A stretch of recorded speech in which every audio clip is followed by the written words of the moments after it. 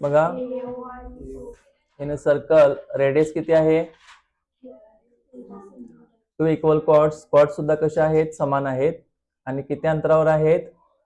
5 centimetre अंतरावर आहेत. कुठून? सेंटर पासून. आपल्याला कोणाची लांबी काढायची? कॉर्डची. दोन समान लांबीच्या जीवा आहेत. केंद्रापासून त्यांचं अंतर किती आहे? 5 आहे. तर वर्तुळाची त्रिज्या 13 सेमी आहे. तर आपल्याला जीवांची लांबी काढायची आहे. चला यामध्ये रेडियस किती दिलेलं आहे सांगा आपल्याला. रेडियस म्हणजेच कोण? त्रिज्या. त्रिज्या किती किती आहे सांगा इथं. लेंथ सीओ बरोबर आहे ना. लेंथ सीओ कुणाला इक्वल आहे? लेंथ एओला किती आहे? 13 सेंटीमीटर आहे. नंतर ओटी किती दिलेलं आपल्याला? ओटी आणि काय आहे? ओएम किती आहे? 5 सेंटीमीटर आहे.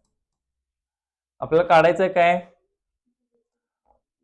लेंथ ए बी आणि लेंथ कोण आहे? C D. या काय आहेत? वर्तुळाच्या कॉर्ड्स आहेत. कॉर्ड्स म्हणजे काय? जीवा आहेत. या जीवा आहेत, कॉर्ड्स आहेत आणि ह्या कॉर्डची लांबी आपल्याला काढायची आहे. दोघांची लांबी काय सांगितली? सेमच सांगितलेलं आहे. चला पहिला रूल आपण कोणता लिहिणार इथं? काय लिहिणार पहिला सांगा.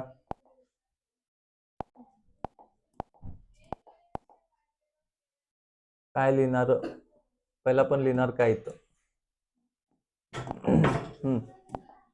काय लिहिणार?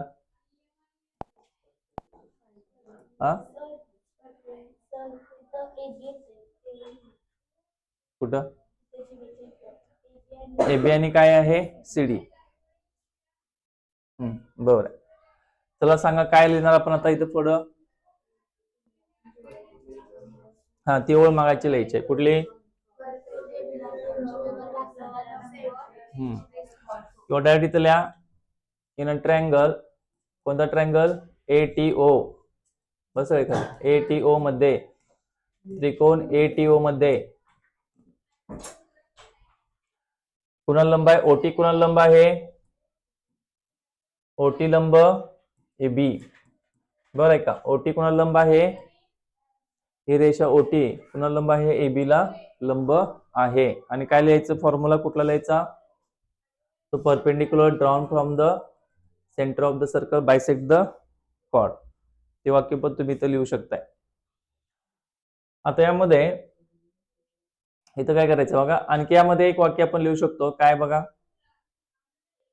दॅट आपण घ्या इथं अँगल एटीओ किती डिग्री आहे? एटीओ किती आहे? 90 डिग्री आहे. बाय पायथागोरस थेरम सांगा.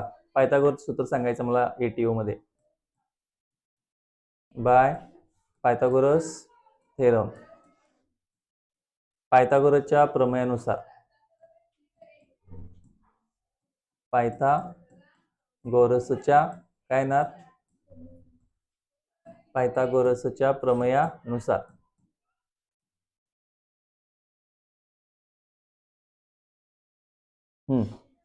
बरं सांग. पायथागोरस सूत्र सांगायचंय.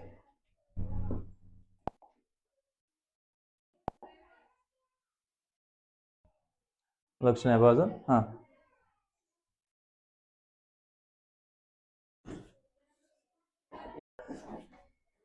काय येणार आहे? A O square is equal to 80 square plus काय येणार? 40 स्क्वेअर. काय काय आलं सांगा. एओ वर्ग बरोबर 80 वर्ग अधिक 40 वर्ग. चला एओ ची किंमत किती दिली आपल्याला? 13चा वर्ग. 80 किती आपल्याकडे काढायचा आहे आणि ओटी किती आहे? 5चा वर्ग. चला 13चा वर्ग किती आला? 169. हे झाला 80चा वर्ग आणि हे झाला 5चा वर्ग. 5चा वर्ग किती आला? 25. अधिक इकडे काय होते? वजा होते. चला वजाबाकी करा पटकन. आवरांची किती येते बघा वजाबाकी. 169 मधून 25 गेले. किती वेळा आलाय बघा? 144. कोणाचा वर्ग आहे? 12चा वर्ग आहे. मग इथं किती आलं आपला आन्सर? 12चा वर्ग बरोबर 80चा वर्ग. मग 80 किती आला आन्सर आपलं फायनल? एटी किती येणार फायनल आपलं? एटी इज इक्वल टू किती आलं? 12 आलं. मग एटी 12 आलं तर आपल्याला काय करायचं सांगा इथं. याला क्रमांक आपण 1 देऊया इथं. एटी जर 12 आलं तर टीबी पण किती असणार आहे? लेंथ एबी कोणाचं मिळून बनणार आहे सांगा?